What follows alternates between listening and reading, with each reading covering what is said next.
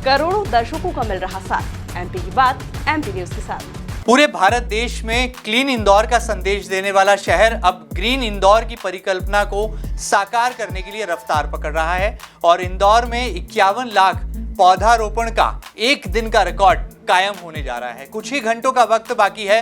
पूरे देश की निगाहें देश के सबसे स्वच्छ शहर इंदौर पर टिकी हैं और ऐसे में इंदौर में वो तमाम बड़े चेहरे जो कि लगातार पूरा जीवन पर्यावरण की खातिर समर्पित किए हुए हैं, वो तमाम इंदौर की तरफ रुख कर रहे हैं। एक ऐसे ही नामचीन चेहरे से, मशहूर सेलिब्रिटी से आज आपकी मुलाकात कराएंगे एमपी न्यूज के इस खास सेगमेंट में।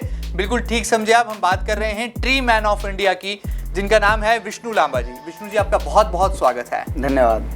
ट्री मैन ऑफ इंडिया, आप अंदाजा लगा सकते हैं कि क्यों उन्हें कहा जाता है। जब जहां उन्होंने अपनी आंखों के सामने पेड़ों की कटाई दिखी तो उसकी लड़ाई लड़ी, और लड़ाई ही नहीं लड़ी बल्कि पर्यावरण को सहेजने के लिए पौधारोपण, वृक्षारोपण को अपने जीवन का लक्ष्य तक बना लिया। कई बड़े अवार्ड्स जो है उन्हें देश की सरकार ने दिए हैं और लगातार पूरे जीवन को उन्होंने समर्पित कर दिया है हमारी प्रकृति की खातिर, धरती माता की खातिर। और विष्णु लांबा अपने आप में एक मशहूर सेलिब्रिटी तो है ही, लेकिन मुझे ऐसा लगता है कि एक ऐसे समर्पित योद्धा हैं जो कि जहां पर वनों की कटाई होती है, पेड़ों की छटाई होती है, वहां पर उनका रक्षक बनकर पहुंच जाते हैं। तो tree man of India Vishnu ji, कैसा लग रहा है इंदौर आकर? क्योंकि ये देश का सबसे स्वच्छ शहर है और अब मुझे पूरी उम्मीदें हैं क्योंकि इंदौर की जनता अब इसे देश का सबसे ग्रीन शहर भी बनाने जा रही है। सबसे पहले तो एमपी न्यूज़ परिवार को मेरी शुभकामनाएं कि बहुत तेज गति से और बड़ी सुरक्षित रफ्तार से आप आगे बढ़ रहे हैं। बाबा महाकाल आप पर करुणा बनाए रखें। बहुत बहुत धन्यवाद। जमीन स्तर के कामों को आप उठा रहे हैं। मैं देख रहा हूं, आपके आने से पहले मैंने देखा। जी जी। देखिए, महाकाल के प्रति विशेष स्नेह, श्रद्धा, समर्पण, आत्मीयता, स्वयं को मैं अनन्य भक्त मानता हूँ। महाकाल का बचपन से परिवार के संस्कार रहे। इस क्षेत्र में आता जाता रहा हूँ। इंदौर आना, माँ अहिल्याबाई होलकर की इस पावन धरा पर आना शुरू से ही मेरे लिए गौरव का विषय रहा। ओके। आपने कहा स्वच्छता के क्षेत्र में नंबर 1 आने वाला, लगातार इतने सातवीं बार आप लोग स्वच्छता के क्षेत्र में नंबर 1 आए हैं। जी जी। मुझे लगता है कि ये परिणाम इंदौर की जनता जनार्दन की इच्छा शक्ति के कारण हुआ है। बिल्कुल। यहाँ आकर के जो मान सम्मान, जो यहाँ का खान पान, रहन सहन, यहाँ के लोग इतने उत्साही लोग हैं कि जो काम उनको बताया जाता है उसको एक उत्सव के रूप में मनाते हैं। इतने सकारात्मक लोग हैं, बहाने नहीं बनाते कि मैं इस कारण से नहीं आ पा रहा हूँ। वो काम में पहुँचते हैं, प्लांटेशन कहीं भी हो रहा हो पहुँचते हैं। मैंने बहुत कम समय में, जब से मुझे जिम्मेदारी मिली, लगभग 60-70 सभाएँ की है, जिसमें कई सारे लोग आए हैं। आपने देखा है, माने भूपेंद्र यादव जी भी आए हैं, ओम बिरला जी भी, प्रहलाद पटेल जी भी, और भी मुख्यमंत्री जी, कई लोग लगातार आ रहे हैं। जी जी जी। जहाँ भी जिसको कहा गया वो व्यक्ति पहुंचा है, उसने बहाना नहीं बनाया। जितने पेड़ लगाने की बात की गई वहाँ पर लगाया गया है। इंदौर आना एक तीर्थ करने जैसा है। इतना अच्छा लग रहा है कि मन नहीं कर रहा है यहाँ से जाऊँ, ऐसा लग रहा है यहीं बस जाऊँ, यहीं का होके रह जाऊँ। तो मैं इंदौर का आभारी हूँ। और जो 51 लाख पौधारोपण की आपने बात की है, 51 लाख पौधारोपण अभियान भी अब केवल किसी एक नेतृत्वकर्ता का सपना नहीं है। ये इंदौर की जनता जनार्दन ने अपना सपना मान लिया, अपना इसको कार्य मान लिया है। और यकीन मानिए कि हम स्वच्छता के क्षेत्र में तो नंबर 1 थे ही, हम ग्रीनरी के क्षेत्र में भी नंबर 1 आएंगे। चलिए, बहुत सुंदर बात है। एक बड़ा सकारात्मक संदेश यहाँ पर दे रहे हैं विष्णु लांबा जी, जो कि ट्री मैन ऑफ इंडिया के तौर पर जाने पहचाने जाते हैं। विष्णु जी, मुझे लगता है दर्शकों के मन में भी ये जिज्ञासा होगी और मेरे मन में भी है कि ये विष्णु लांबा से ट्री मैन ऑफ इंडिया तक का जो सफर रहा है आपका, बहुत संघर्षशील रहा है। कई उतार चढ़ाव आपने देखे हैं, कई चुनौतियों को पार किया है। कैसे ये मुकाम हासिल किया और कब आपको लगा कि जीवन का लक्ष्य जो है इन पेड़ों की रक्षा को बनाना है और खुद ही ट्री मैन ऑफ इंडिया कहलाना है? मुझे बचपन में जब पहली बार मैंने अपनी माँ के साथ 7 साल की अवस्था में पहला पौधा लगाया, जिसके बारे में अक्सर बोलता रहता हूँ, जी। शुरुआत वहाँ से हुई। कुछ चीज़ें मन में थी कि फौज में जाना है या नागा सन्यासी होना है या जो भी रामानुज संप्रदाय में जाना है, वो सब चीज़ें नहीं हो पाई, दीक्षा नहीं मिल पाई। तो इसी दिशा में चलते रहे। संघ का काम करने का अवसर मिला, किया।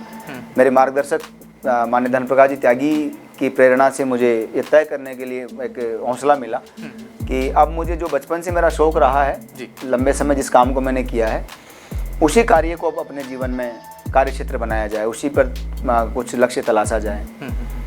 तो पर्यावरण फिर बचपन से जो काम था उसी को आगे बढ़ाया, उसको छोड़ा नहीं। दूसरा, मुझे क्या कहें लोग ये मुझे कोई फ़र्क नहीं पड़ता। मेरे लिए कभी ये विषय नहीं रहा कि पुरस्कार, हम जानते ही नहीं थे पुरस्कार ही मिलते हैं पेड़ लगाने के लिए, तो लोगों ने बताया बाद में। हमें क्या कहे ये कोई महत्वपूर्ण नहीं, हमारे लिए महत्व का विषय है कि हमारे बुजुर्गों ने, हमारे पुरखों ने, हमारे महापुरुषों ने जो रास्ते इख्तियार किए हमारे इन दरख्त परिंदों के माध्यम से या किसी और माध्यम से, हम उनके रास्तों पर चंद कदम ईमानदारी से बढ़ा सके, ये बड़ी बात है। बिल्कुल ठीक बात है। तो हम कोशिश कर रहे हैं कि छोटी सी सेवा, जैसी टूटी फूटी सेवा इस राष्ट्र और समाज के उत्थान में हमारी कर सके हम, वो हम कर रहे हैं और 30 सालों से कर रहे हैं। और 30 सालों में 1 रुपया गवर्नमेंट अनुदान नहीं लिया है, चैनल पर बोल रहा हूँ, 1 रुपया अनुदान नहीं लिया है। भारत के 22 स्टेट में काम कर रहे हैं, दुनिया के 13 देशों में पहुंच गए, वहाँ भी काम कर रहे हैं। अभी विदेश यात्रा से लौटा हूँ, वहाँ भी काम करके लौटे हैं। वापस यहाँ से इंदौर के बाद तुरंत फिर किसी कंट्री में जाना है। ये सब चीज़ें चल रही है, तो महाकाल करवा रहा है। तो यहाँ की आपने तीसरी बात की 51 लाख पौधारोपण की, तो आप देख रहे हैं किस जुनून से लोग लगे हुए हैं।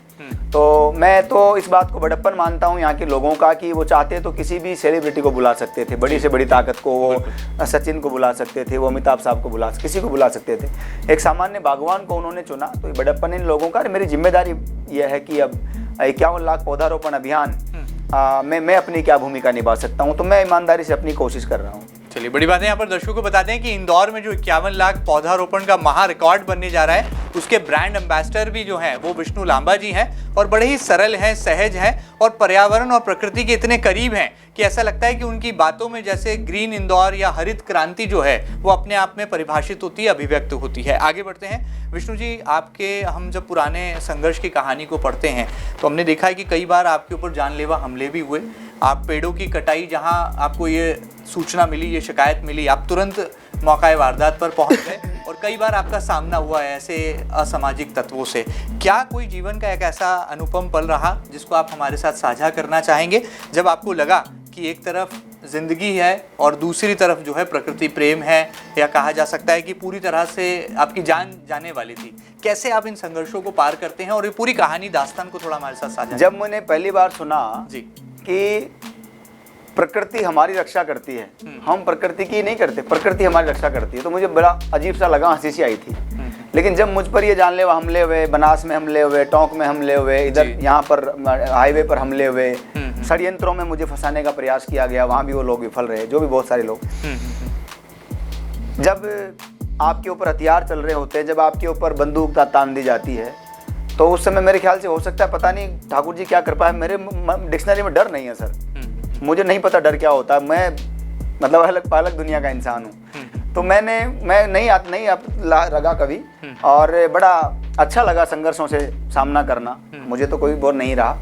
लेकिन मैंने अभी भी कहा, माननीय राज्यपाल महोदय हमारे कार्यक्रम में आशीर्वाद देने पधारे थे जयपुर, तो मैंने उनके सामने भी कहा, वो मौजूद है यूट्यूब पर, मैंने उनको अक्सर से बात बताई कि हमें जीने का अधिकार है क्या अपने मूल कर्तव्यों को, जिनको पढ़ा है अभी मंच पर, उन मूल कर्तव्यों की रक्षा की जिम्मेदारी भारत के जिम्मेदार नागरिक के नाते क्या मेरी भी हो सकती है क्या? इस देश के नदियां, पर्यावरण संरक्षण हो, ये पशु पक्षी जानवर बचें, ये संविधान ने जो मुझे अधिकार दिया उसके प्रति मैं समर्पित रह सकता हूं क्या? देखिए, जो अपनी सोचता है ना, वो फिर देश की नहीं सोच सकता। बिल्कुल ठीक कहा। जो जितना त्यागेगा वो उतना पाएगा। आप जितना फ्री होते चले जाएंगे, उतने आज़ाद और निडर होते चले जाएंगे। आपने किसी नागा सन्यासी को डरते हुए देखा है कभी? जो अपना खुद का पिंडदान कर चुका है, उसके खौफ जानता है वो खौफ क्या होता है? वो नहीं जान सकता है। तो ये डर वर तो पता नहीं कहाँ चले गए, मेरे तो कभी लगे नहीं आज तक, और आगे भी हमें कभी शायद ही आप देख पाओ कि कभी हम डर गए किस चीज़ से। ऐसा कोई काम नहीं करेंगे कि नज़र मिला के बात ना कर सकें। लेकिन अनुभव यह है कि मैं इतना जरूर MP न्यूज़ बड़ा मंच है, उसके माध्यम से जरूर कहना चाहूँगा कि देखिए, अपराधियों को भी कहना चाहूँगा, माफियाओं को भी कहना चाहूँगा कि आप लोग साथ लेके नहीं जाओगे। ये पेड़ पौधे, पशु पक्षी, ये जो थोड़ी वो सेवा इनकी हो जाएगी ना, वो आपके साथ जाएगी। ये आप खदाने खोद रहे हो, पहाड़ों को काट रहे हो, दरख्तों को काट रहे हो, जंगलों को साफ कर रहे हो, बेजुबान पशु पक्षियों को मार रहे हो, ये आपके साथ नहीं जाएंगे। आपने इतना कुछ बना लिया होगा तो भी आप गली गली में घूमते फिर रहे हो। बड़े बड़े माफियाओं को जाओ करो, अरबों रुपया कमाते हैं। मैं जानता हूँ उनकी औकात नहीं है इधर इस जिले से बाहर निकलने कहीं होगी। हमारे पास तो कुछ नहीं है, तो भी ठाकुर जी देखो मेहर कर रखी है। जो सोच नहीं सकते थे वो हो रहा है, नहीं सोचा था हमने। तो आज जिस तरह के अचीवमेंट्स हमारे सामने आ रहे हैं, जिस तरह की चीजें घटित होती चली जा रही है, हम तो नहीं सोच सकते थे, इस सामान्य माहौल से निकल कर आए थे। तो सबसे बड़ी जो साझा करने की बात है वो ये है कि ऐसे हमले होते रहेंगे, हर बार होंगे और अभी और ज्यादा होंगी। आप इसका डट कर सामना करने के लिए तैयार? हमें कोई फर्क नहीं पड़ता, आने वाले समय में जब भी जो जैसा सामने आके करे। पिछवाड़े से आप कभी विष्णु लांबा अगर आपको खबर पढ़ने को मिले, आप लोग चलाओ कभी टीवी पर ट्री मैन इज नो मोर, तो ये मान के चलिएगा कि पीठ पे विष्णु लांबा की गोली मिलेगी आपको, सामने आके मारने की औकात नहीं है किसी की। ये ठाकुर जी ने सांस दिया है। तो इतना भावनात्मक लगाव कैसे है पृथ्वी माता से, पहाड़ों से, ये वनों से? सर मैं तो ये तो नहीं कह सकता कि लगाव कैसे है, लेकिन मेरे साथ हर जगह चीजें जुड़ी चली गई। मैं दूर भी होता रहा, जानबूझकर नहीं हुआ। मैं मतलब मेरी इच्छा थी कि बीएसएफ में जाऊं, तो उधर जाने की कोशिश थी, नहीं जा पाए, फिर दरकतों में लौट आए। सन्यासी की होना चाहते थे, दीक्षा लेना चाहते थे, भगवा सन्यासी होना चाहते थे, नहीं हो पाए, फिर लौट आए। संघ में प्रचारक के रूप में जाने का अवसर था, लेकिन वहां पर पर्यावरण नहीं था, तो इस कारण से वापस आना पड़ा कि नहीं यार पर्यावरण नहीं, तो वो उन्होंने शुरू किया, भी आज शुरू किया है कुछ सालों पहले, और अच्छा काम हो रहा है अब पर्यावरण गतिविधि के माध्यम से, लेकिन तब नहीं था। तो हमेशा प्रकृति ने मुझे खींचा है, मैं नहीं गया हूँ उधर। अब मुझे पता नहीं क्या महाकाल चाहता है, लेकिन जो ठाकुर जी ने तय किया उस रास्ते पर हम बढ़े। और 30 साल हो गए सर, हमारी ईमानदारी में, हमारी इस प्रकृति प्रेम के प्रति निष्ठा में कोई कमी नहीं आई, निष्ठा की पराकाष्ठा करने में हमने कोई कमी नहीं छोड़ी। चलिए बड़ी बात है। तो दिनों दिन ये जो प्रकृति से प्यार है, प्रकृति से जो प्रेम है, ये इसमें इजाफा ही हो रहा है, बढ़ोतरी हो रही है, और हम उम्मीद करते हैं कि आप जैसे जीवन के सफर में आगे बढ़ें तो ये प्रेम और बढ़ता जाए, इसका दायरा भी विस्तारित होता जाए और कई लोगों के लिए आप प्रेरणा भी बने। आगे बढ़ते हैं। मेरे मन में एक सवाल आया है कि हम जब पहले पर्दे पर देखते हैं तो हम देखते हैं कि हमारे देश में, भारत में जब बॉलीवुड फिल्म बनाता है तो डॉन पर भी फिल्में बन जाती हैं, गुंडों को भी आइडियल स्वरूप में बता करके उन पर फिल्में बन जाती हैं, दाऊद इब्राहिम पर फिल्में बन जाती हैं। लेकिन आप जैसे जो सोसाइटी के रियल आइडियल्स हैं, जो रियल डायमंड्स हैं, वो कहीं खो जाते हैं, बादलों में छुप जाते हैं। क्या आपकी भी ऐसी कोई तमन्ना है कि आप जैसे जो प्रकृति प्रेमी है, या कहा जाए जो पर्यावरण के आइकॉन्स हैं, जो इसकी सहेजने के लिए लड़ाई लड़ रहे हैं, पूरे जीवन को समर्पित किए हुए हैं, क्या कोई ऐसे रूपहले पर्दे पर आपके लिए भी कोई फिल्म बने? ट्री मैन ऑफ इंडिया कैसे वो बना, एक नौजवान अपने घर से निकलता है और प्रकृति की रक्षा के लिए पूरे जीवन को समर्पित कर देता है। पहली बात तो आपने कही कि महापुरुष जो हैं वो कहीं न कहीं खो जाते हैं। आपको मैं बता दूं कि स्वातंत्र वीर विनायक दामोदर सावरकर जैसे महान व्यक्ति पर जब फिल्म बनी, तो मैं भी पुणे में, मेरा काफ़ी जुड़ाव महाराष्ट्र से रहा है, आपको पता है, मैं उस सरकार में सेवाएं देता रहा हूँ जी। तो हमारी एक कार्यकर्ता की बहन को अपनी चूड़ियाँ बेचनी पड़ी, तब जाकर के वो फिल्म पूर्ण हो पाई। मैं मिल के आया हूँ उन लोगों से, मैं उनके घरों में रहा हूँ, भोजन किया है मैंने। ये सावरकर की कहानी है। तो सावरकर के चरणों की धूल पे नहीं हूँ मैं, तो मुझे मेरी औकात पता है, मैं बहुत छोटा आदमी हूँ। सावरकर के सामने तो हम तो उनसे सीख रहे हैं, उनसे सीखते हैं, हम तो प्रेरणा लेते हैं, उनके नाम से ही प्रेरणा मिलती है। तो उनके ऊपर नहीं बन पाई तो फिर विष्णु लांबा किस खेत की मूली है। दूसरा, मेरी कभी इच्छा नहीं रही कि मुझ पर कोई फिल्म बने, और एग्जाम्पल देता हूँ आपको, 2 बड़े उदाहरण देता हूँ। बिल्कुल। 2014 में चैनल पर बोल रहा हूँ, आप पूछवा लीजिएगा, आपके तो कॉन्टेक्ट है मुंबई में अच्छे। जी जी। सुभाष घई बॉलीवुड के महान स्तंभ हैं, जो जगत जानता है सुभाष घई को। 2014 में विस्लिंग वुड्स जो उनकी इंस्टीट्यूट है उनका, जहाँ ट्रेनिंग देते हैं वो फिल्म कलाकारों को, जी, वहाँ पर मुझे बुलाया, मैं गया और उन्होंने कहा कि तुम पर मुझे कुछ बड़ा करना है, कुछ लिख के दो मुझे। आपको आश्चर्य होगा, मैंने एक कलम नहीं चलाई आज तक, और सुभाष घई साहब को दोबारा इस बारे में चर्चा भी नहीं की मैंने। उसके बाद मिलना हमारा हुआ, कई जगहों पर हुआ, 2-3 बार हुआ। दूसरा उदाहरण, मैं महाराष्ट्र के वन और पर्यावरण मंत्री के एक छोटे से सेवक के रूप में वहाँ पर 4 कदम में चला, और बड़े बड़े दिग्गजों के बीच में चला। तो ये बड़प्पन है माननीय सुधीर मुनगंटीवार जी, महाराष्ट्र के वन मंत्री का, कि मेरे जैसे बागवान को उन्होंने चुना, लेकिन मैं वहां भी चल पाया। वो पर्यावरण के साथ साथ संस्कृति मंत्री भी थे। मैं इसलिए कह रहा हूं कि ये बॉलीवुड आपका हमारे मंत्रालय में था। बिल्कुल। तो मेरा वहां आना जाना, कहीं 200 से ज्यादा फिल्म स्टारों से मिला हूं मैं। पेड़ लगवाए सुधीर उनसे। जी तो बहुत फोकस्ड पॉलिटिशियन है, हाँ, बिल्कुल मिनी गडकरी कहा जाता है। बिल्कुल। नितिन गडकरी अब वो जी सब की- बातें आप ये सब चीज़ें, हम पर्यावरण की बात करेंगे। मेरे लिए सब अच्छे हैं। गडकरी साहब का ही मुझे बहुत असीम स्नेह प्राप्त है। जी, जी। मेरे एक छोटे से अनुरोध पर, गडकरी साहब वो जमीन के नेता हैं, जमीन स्तर के व्यक्ति हैं, प्रैक्टिकल नेता हैं। जयपुर भी पधारे हमारे पक्षियों के अभियान कार्यक्रम में, जी। चाहे वो देवेंद्र जी हों, चाहे वो तावड़े जी हों, सेलार साहब हों, या हमारे माननीय सुधीर तमाम मुनगंटीवार राजनेता बड़े जी चेहरे हों, हों। सब लोगों का बड़ा आशीर्वाद मिला, चाहे दूसरे हों, आदित्य भाई हो, दूसरे हों, वहाँ ऐसा कुछ नहीं है। लेकिन बड़ी बात यह है कि वो सब हमारे उसमें था। हम चाहते तो बहुत कुछ कर सकते थे, कभी मेरी इच्छा नहीं रही और ना कभी भविष्य में कोई इच्छा है। एक आ जाता है, नई पीढ़ी से भी मैं कहना चाहूँगा एमपी न्यूज़ के माध्यम से, आ जाता है जो नया नया काम करते हैं, उनको पुरस्कार, पद, प्रतिष्ठा। जब इस दिशा में आप आगे बढ़ेंगे ना, शुरू में चस्का हो सकता है। हम भी शुरू में कहीं 2-3 जगह फाइलें लेके गए, हमारा अनुभव पता है हमें।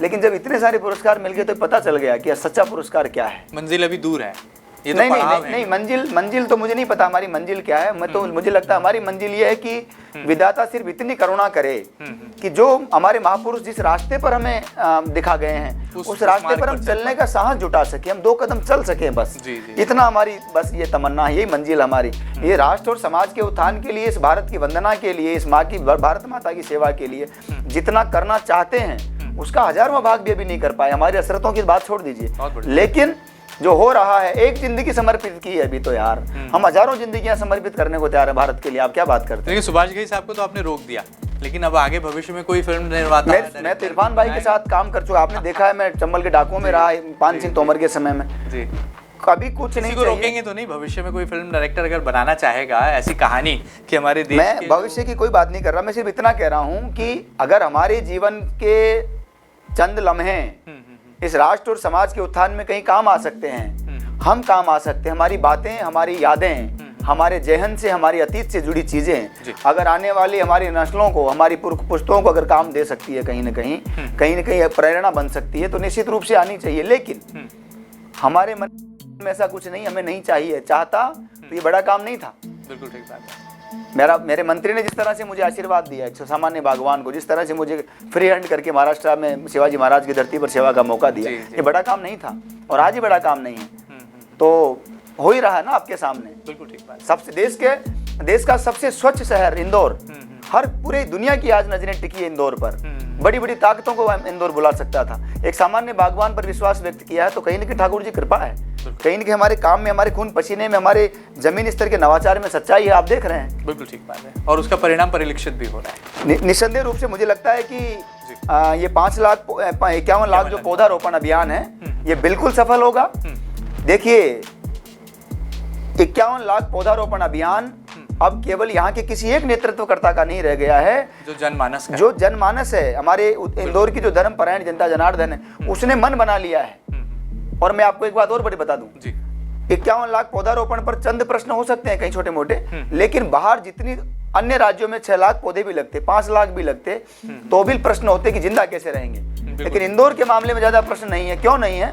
क्योंकि जो जनता जनार्दन अपने शहर को 7 बार लगातार स्वच्छता के क्षेत्र में नंबर 1 ला सकती है, वो हरियाली में भी ला सकती है। और मैं आपको एमपी न्यूज के माध्यम से जनता जनार्दन को आज बताना चाहता हूँ, इस अभियान का जो प्रत्यक्ष रूप से हिस्सा है या नहीं है, उनको भी कहना चाहता हूँ, आप आगे जाकर के अपने आप को कोसोगे, आप पछताओगे। अगर हमारे इस महायज्ञ में आप एक आहुति देने नहीं आए तो आपको तकलीफ होगी उस दिन, जिस दिन हमारा शहर इंदौर एक पेड़ माँ के नाम इस अभियान के माध्यम से एक पौधा भी अगर आपने नहीं लगाया, और जिस दिन हम कीर्तिमान कायम करेंगे कि इंदौर हमारा ग्रीनरी के क्षेत्र में नंबर 1 हो गया, आप उस दिन पछताओगे, आपको तकलीफ होगी, काश मैं भी इस महायात्रा में एक पौधा लगा लेता। मेरी एमपी न्यूज के माध्यम से प्रार्थना लोगों से कि आगे आइए। कल माननीय गृह मंत्री आदरणीय अमित शाह जी का पावन सानिध्य में मिलने वाला है। हम 11 लाख पौधे एक जगह लगा करके इतिहास रचने जा रहे हैं। उसको सहभागी बनिए, उसमें कहीं न कहीं एक पौधा लगा करके अपनी आहुति आप भी दीजिए, ताकि स्वच्छता के साथ साथ हम ग्रीनरी के क्षेत्र में भी नंबर 1 आ सकें। वाह, चलिए बहुत सुंदर। तो जनता ने ठाना है इंदौर को हरियाली में नंबर 1 बनाना है। बहरहाल आगे बढ़ते हैं। प्रधानमंत्री नरेंद्र मोदी के संवेदनशील रवैये को लेकर आप क्या कहेंगे? जब उन्होंने इस अभियान की शुरुआत की, पहला ये पंक्ति, ये वाक्य उनके ही श्रीमुख से निकला कि एक पेड़ माँ के नाम।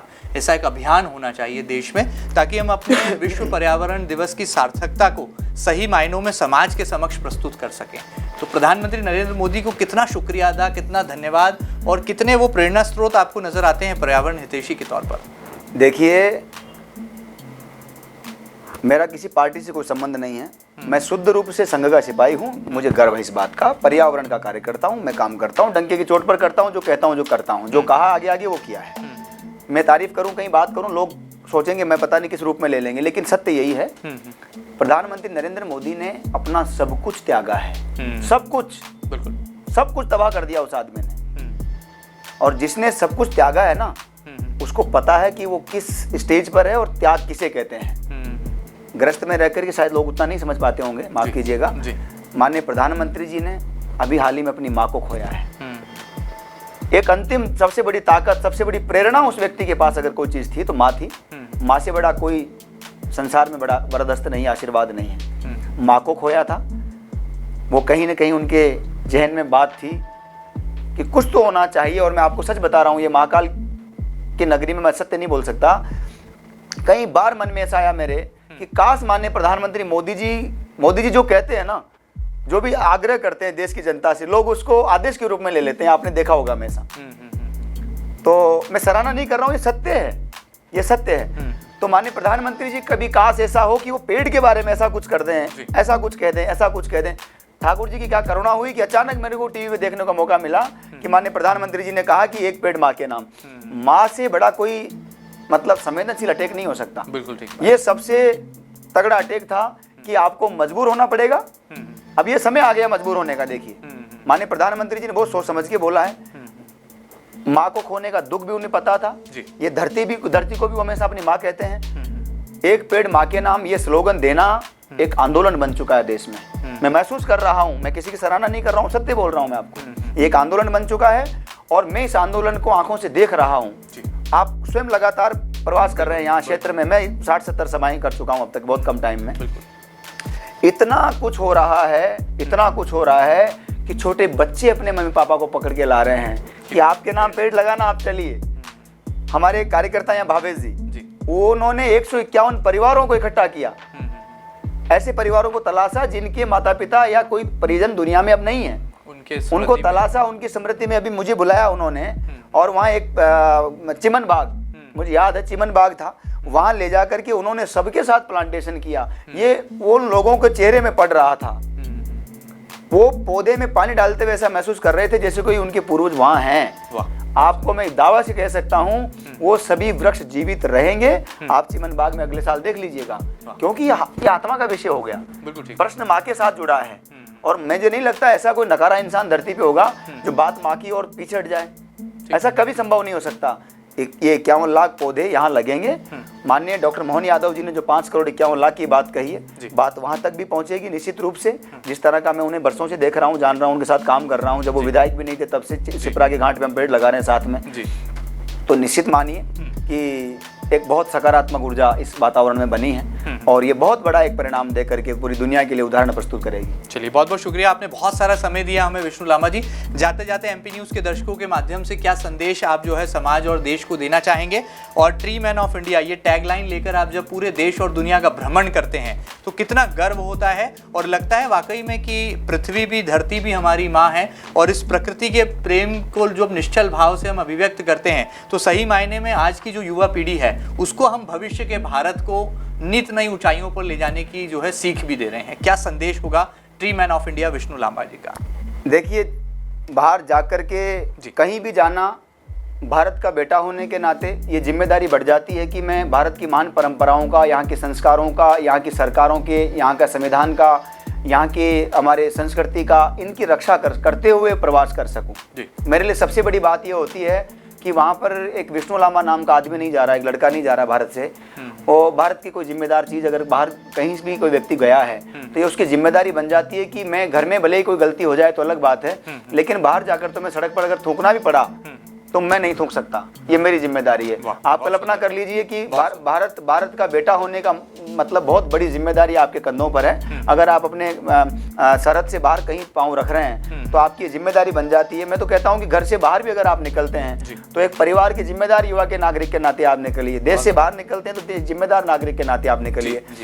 तो टैग, सबसे बड़ा टैग मेरे साथ अगर कुछ है तो और मुझे गर्व है इस टेक का। और मैं तो, लोग तो मोक्ष के लिए, मैं उस परंपरा से आया हूँ, लोग तो मोक्ष के लिए हमेशा ठाकुर जी से कामना करते हैं, लेकिन मैं तो हमेशा बोलता रहा हूँ मुझे मोक्ष नहीं चाहिए, मुझे तो फिर वापस भारत में पैदा होना है। जी जी। तो इसलिए और भारत में यही सेवाएं करनी है। तो सबसे बड़ा टेक मेरे लिए है कि मैं भारत का बेटा हूँ। और दूसरा प्रश्न आपने किया कि संदेश का देना चाहिए। 5000 साल पहले से लेकर के 5 सेकंड पहले तक जितने भी संदेश थे, जितनी भी सीख थी, जितनी भी शिक्षाएं थी, जितने भी मंत्र थे, जितने भी पाठ थे, वो सब कहे जा चुके हैं। जो पहले कहा जा चुका है मैं उसी को मॉडिफाई करके बोलता रहता हूँ। आप अपनी बात बोलते रहते हैं, प्रधानमंत्री जी अपनी बात बोलते हैं, वो फला अपनी बात बोलते हैं। जितनी भी ज्ञान की बातें वो कही जा चुकी है, वो हमने सीखा है हमारे इन्हीं शास्त्रों से, इन्हीं किताबों से, इन्हीं पुरुषों से सीखा है। बिल्कुल। तो भारत युवाओं का सबसे ज़्यादा बड़ा देश है। भारत में सबसे ज़्यादा युवा पाए जाते हैं।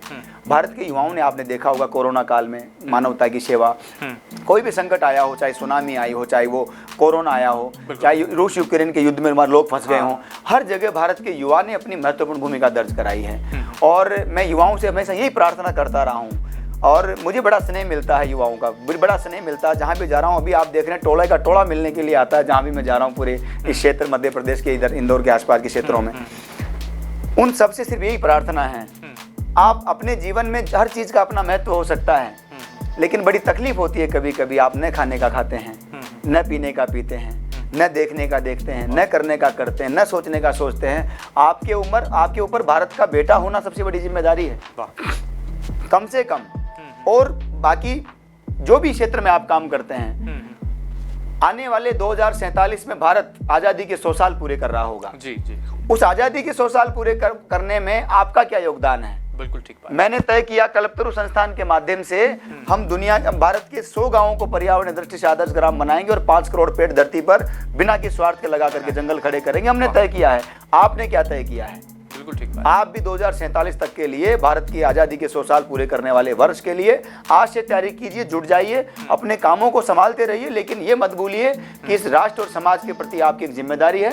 और आगे आइए, इस भारत को जितना ताकतवर आप बनाएंगे, भारत को जितना शक्तिशाली होगा, भारत का शक्तिशाली होना विश्व की श्रेष्ठ सेवा की गारंटी है। मैं हमेशा बोलता रहा हूँ, भारत जितना ताकतवर होगा उतना ही दुनिया की अच्छी सेवा कर सकेगा। इसलिए भारत को शक्तिशाली बनाने के लिए अपनी जो भी सहभागिता आप दर्ज करा सकते हैं, जरूर कराइए। चलिए जुट जाइए, क्योंकि यहाँ पर ये धरती पकड़ भी है, योद्धा भी हैं और पर्यावरण प्रेमी भी हैं, और कहा जा सकता है कि घुमक्कड़ भी हैं। राजस्थान की धरती से आते हैं, लेकिन पूरे देश और दुनिया की भ्रमण पर चलते हैं, क्योंकि प्रकृति प्रेम इतना है जो कि कूट कूट कर भरा है। और मुझे लगता है कि विष्णु लांबा जी की बातों में खुद ब खुद जो है धरती माता के प्रति एक सम्मान का भाव है, और हमारे पेड़ों, हमारे वृक्षों की रक्षा का एक दृढ़ संकल्प भी है। उम्मीद की जा सकती है कि ट्री मैन ऑफ इंडिया न केवल भारत तक बल्कि पूरे विश्व भर में जो है एक बड़ा पैगाम लेकर इसी तरह से अपने सफर को बदस्तूर जारी रखेंगे, और आने वाले कल में नित नई ऊंचाइयों पर जाते भारत को युवाओं से जोड़कर फिर एक नए लक्ष्य की ओर आगे बढ़ते जाएंगे।